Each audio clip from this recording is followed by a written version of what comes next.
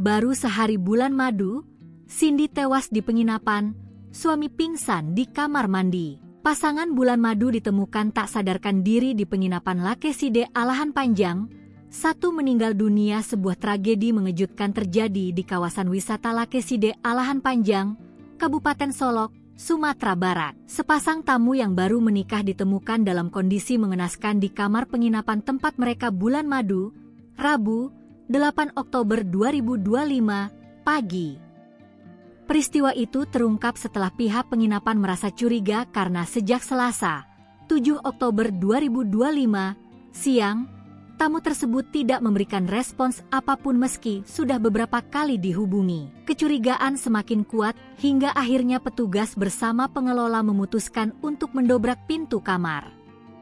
Begitu pintu terbuka, pemandangan memilukan terlihat sang wanita sudah terbujur kaku, sementara pria di sampingnya lemas dan tak sadarkan diri. Menurut keterangan saksi dan pihak penginapan, pasangan tersebut diketahui check-in sekitar pukul 13.25 WIB pada Selasa, 8 Oktober 2025. Mereka diketahui bernama Gilang Kurniawan dan Cindy Destananda, datang bersama dan langsung menuju kamar sekitar pukul 13.30 waktu Indonesia Barat. Menjelang malam, tepatnya pukul 18.30 WIB, korban perempuan sempat memesan makanan melalui resepsionis berupa sup iga, mie kuah pedas, air mineral besar, risol mayo, dan kentang goreng. Keesokan paginya, sekitar pukul 7.15 WIB, karyawan hendak mengantarkan sarapan ke kamar.